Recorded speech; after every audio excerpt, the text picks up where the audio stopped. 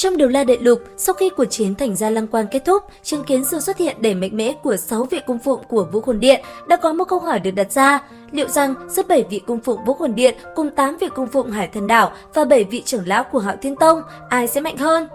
Và để mọi người dễ đưa ra ý kiến của mình, ở video này mình sẽ phân tích một chút về mặt lực lượng của ba thế lực này để mọi người cùng nhau so sánh nha. Đầu tiên là Hải Thần Đảo. Như chúng ta đã biết, nơi đây được thủ hộ bởi ba tái Tây, người có chức vị cao nhất trong Hải Thần Thần Điện. Và với vị tuyệt thế đấu la này, bà giữ chức vị Đại Tế Ti, sở hữu cho mình Vũ Hồn Hải Thần cùng với đó là hồn lực cao tới 99 cấp, danh hiệu phong hào Hải Thần Đấu La. Tiếp đến, sau ba tái Tây, đó là 7 vị thất thánh thủ hộ Hải Thần Đảo. Thực lực của 7 vị này xếp theo thứ tự lần lượt từ trên xuống dưới sẽ là Hải Long Đấu La, hồn lực 95 cấp, võ hồn Hải Long. Tiếp đến sẽ là Hải Mâu Đấu La, võ hồn Hải Mâu, Hải Huyễn Đấu La, võ hồn Hư Huyễn Chi Xà, Hải Mã Đấu La, võ hồn Hải Mã, Hải Quỷ Đấu La, võ hồn Hải Quỷ, Hải Tinh Đấu La, võ hồn Hải Tinh và cuối cùng là Hải Ma Nữ, võ hồn Hải Ngư.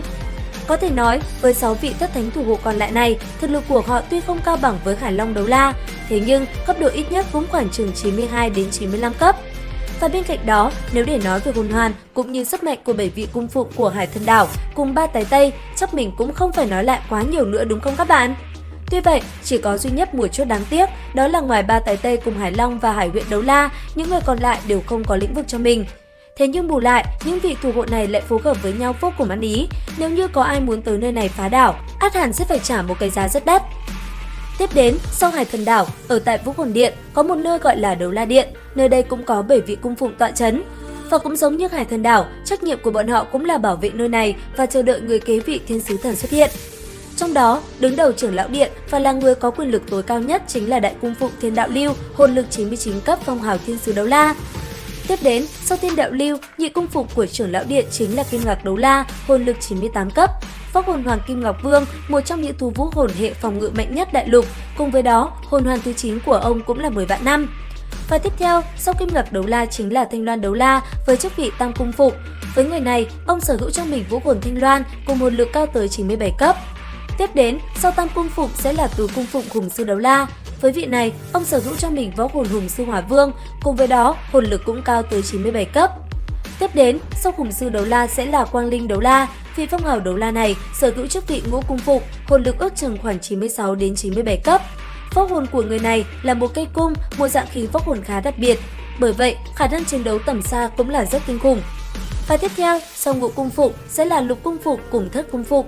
Hai vị trí này thuộc về huynh đệ Thiên Quân Đấu La cùng Hàng Ma Đấu La. Với hai người này, họ đều sở hữu cho mình hồn lực cao tới 96 cấp cùng khí vũ hồn Bản Long Côn, một trong những khí vũ hồn mạnh nhất đại lục. Thực lực đơn lẻ tuy không mạnh như những người khác, thế nhưng nếu để bọn họ hợp kích, sức mạnh cũng là rất kinh người. Và theo như quan điểm của mình, nếu như chiến đấu, sức mạnh của 7 vị cung phụng này quả thực rất mạnh. Tuy nhiên, bọn họ lại không có sự gắn kết. Thế nhưng, nếu như muốn đánh bại họ, chắc chắn cũng phải trả một cái giá khá đắt. Và cuối cùng, sau Vũ Hồn Điện, một thế lực cũng vô cùng đáng sợ, đó chính là 7 vị trưởng lão của Hạo Thiên Tông. Trong đó, người đứng đầu trong trưởng lão điện chính là Đường Thần, vị tuyệt thế đấu la sở hữu vũ hồn Hạo Thiên Chùy, hệ cường công cùng hồn lực cao tới 99 cấp, phong hào Hạo Thiên Đấu La cao nhất của Hạo Thiên Tông. Tiếp theo, sau Đường Thần chính là 5 vị trưởng lão cấp bậc phong hào đấu la, hồn lực khoảng chừng từ 90 đến 94 cấp. 5 vị trưởng lão này bao gồm nhị trưởng lão, tam trưởng lão, tứ trưởng lão, ngũ trưởng lão và thất trưởng lão. Với họ, mặc dù thực lực đơn lẻ chỉ ở mức phong hào đấu la trung bình mà thôi, thế nhưng chiến đấu cùng nhau khá nhiều năm. Bởi vậy, họ đã cùng nhau phối hợp và tạo ra một bộ thuật hợp kích. Với bộ thuật hợp kích này, cho dù đối thủ hồn lực có cao tới 97 hay 98 cấp, đối đầu với họ cũng là rất khó nhằn. Và thêm một lưu ý nho nhỏ, sở dĩ mình không nhắc tới Đường Hạo và Đường Khiếu cũng bởi vì hai người này không phải là trưởng lão Hạo Thiên Tông, còn Đường Tan tuy mới nhận chức vị tông môn thủ tịch trưởng lão, tuy nhiên anh ấy lại quá ao chỉnh, vì thế mình không đưa vào nha. Tổng hợp lại, có thể nói ba thế lực mình vừa đưa ra thống kê quả thực rất mạnh mẽ. Tuy nhiên, để mà nói ai mạnh ai yếu quả là rất khó đúng không các bạn? Vậy theo ý kiến của mọi người, trong số 3 thế lực này, bên nào mới là mạnh nhất? Comment ý kiến của các bạn dưới phần bình luận nha!